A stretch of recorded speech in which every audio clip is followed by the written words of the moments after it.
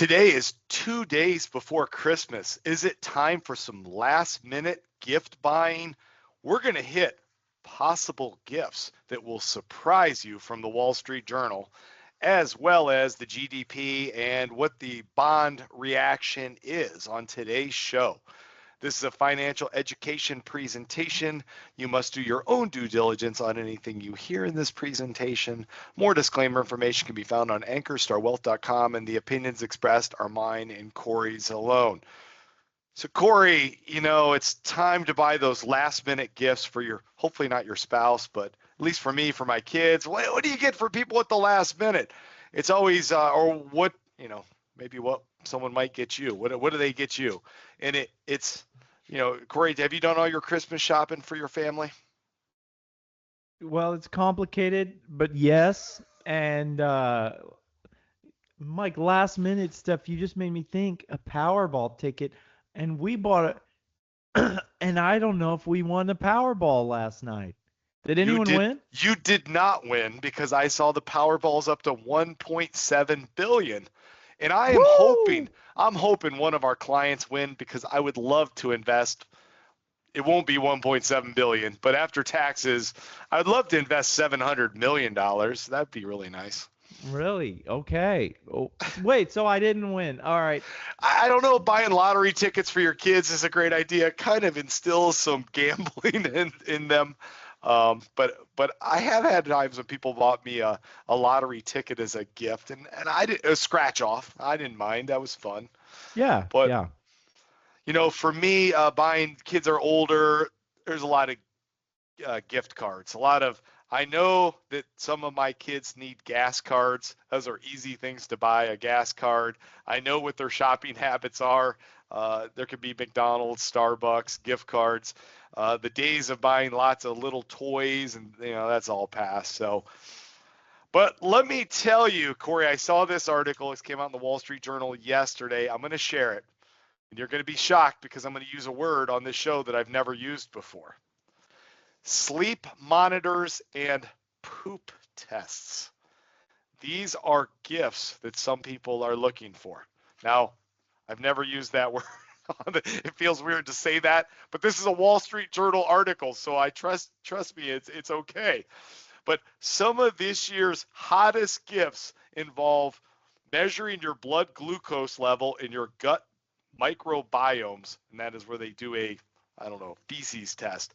I feel like if I took a good look at somebody, I could tell about their gut microbiome. Oh my gosh. And I've got good intuition about that. And I've even looked in the mirror before and thought my gut microbiome was off. Well, I haven't went that level. I love tracking things, right? I love tracking my weight when it's going down. I love tracking my body fat percentage when it's going down. I like tracking steps. I like tracking sleep.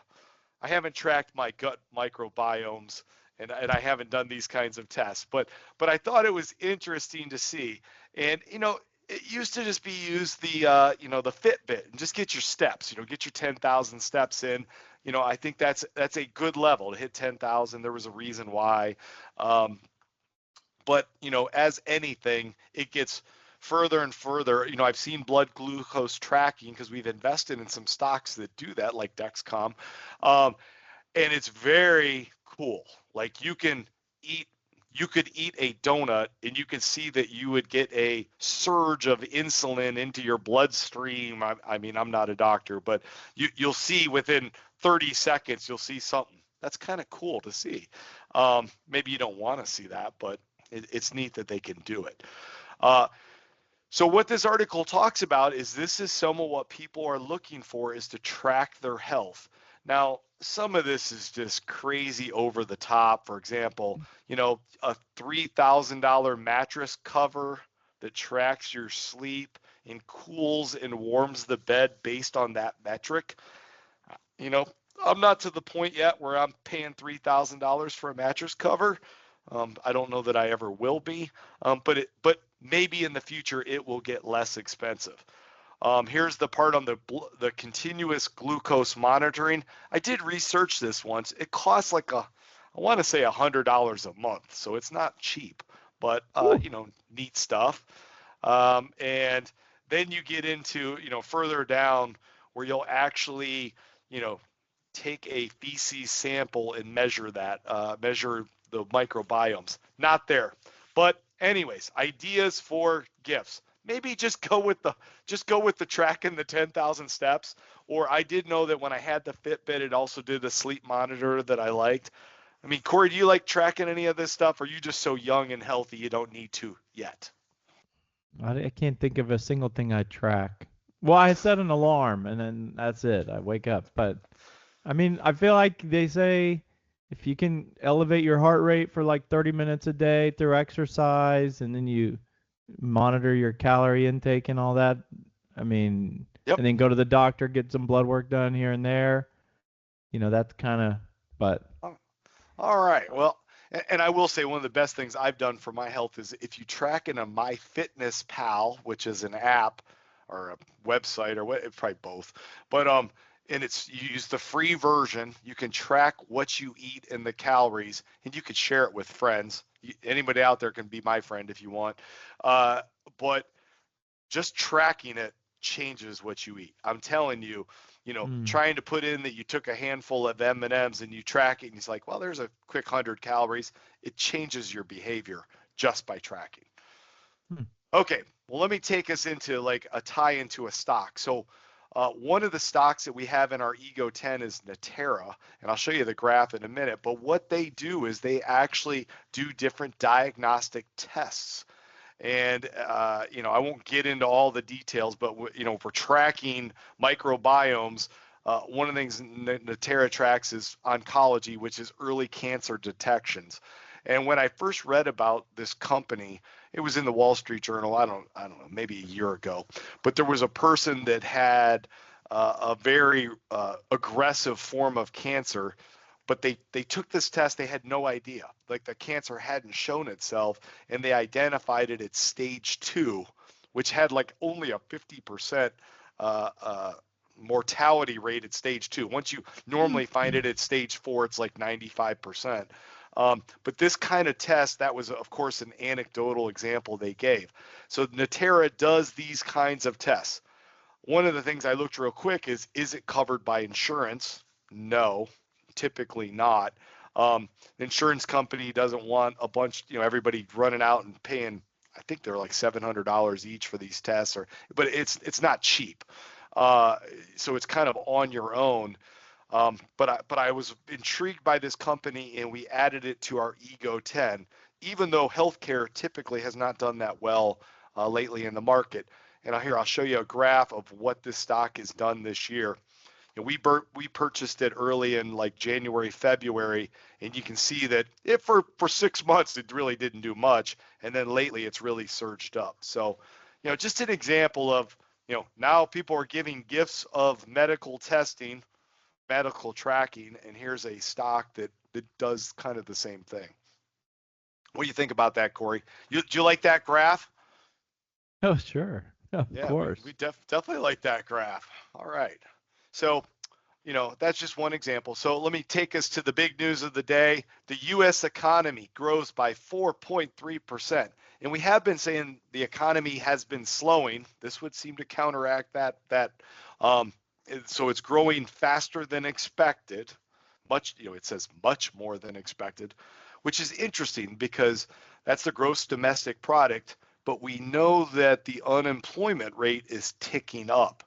So there's a couple things you can pull out of that. One is if the country's making more money with less people, that means people are becoming more productive. And that is a very good thing for the overall stock market and the economy.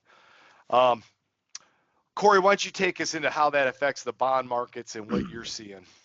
Yeah, well, very interesting because you would expect with the rate cut, if we want to call it kind of a rate cut cycle, of course there were some rate cuts last year, but they started in 2025 there in September.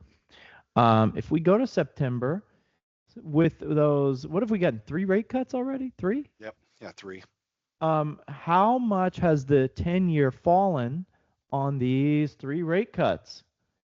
Oh, guess what? It hasn't fallen at all. it's going up.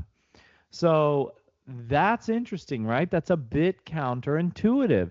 And then if you go look at a 30-year, you see the same thing.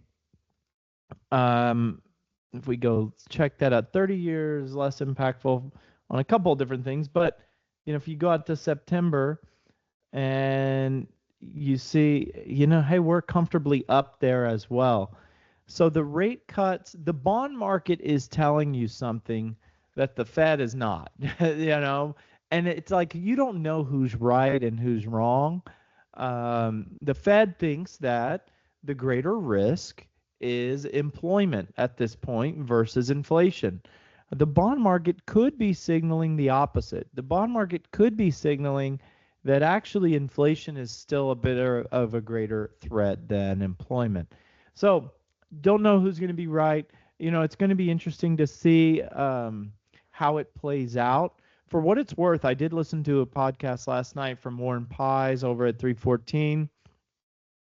His take is the deflationary tailwinds that helped our economy in 2025, such as weak oil prices and weak shelter inflation. He believes that those two tailwinds will persist through the first half of 26. He does think that oil will start to follow some of those other commodity friends. Maybe that be some of the precious metals, some of the other, there's lots of other commodities that have moved higher. He thinks that oil could begin to follow some of those in the back half of 26, and that we might be running kind of that runway of shelter sort of deflation in a sense could be running out towards sometime in 2026 as well, which means that in that case maybe the bond market is right to kind of start cranking those rates higher despite the Fed lowering rates. So of course, no one knows the future. The bond market is certainly smart. They call that smart money. The Fed, most people would say, is pretty smart as well, make good decisions or try to. And so we'll see who wins out in 2026. If you've listened to the show quite a bit, you know that I do think that broadly speaking, we have a mostly favorable environment in 2026, be it taxes, potential rate cuts, like tax refunds, potential rate cuts, soft oil prices, at least for what we can see right now, that will help stock prices. So I'm not bearish at all. I'm just showing you the bond market is. What do you want to say, Mike? The bond market is hesitant, maybe. Yeah.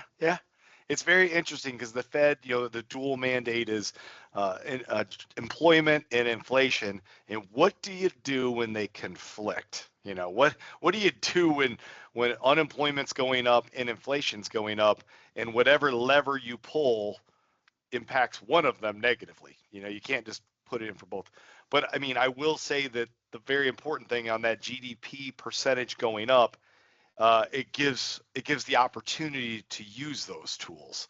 If we were going into a recession, or if the GDP was on the decline, you're kind of forced to make some moves. So yeah, true. The economy's awesome. driving the boat at that point. Yeah, that's a good point. Well, thanks everybody for tuning in. Have a good rest of the week and get that last minute Christmas shopping done.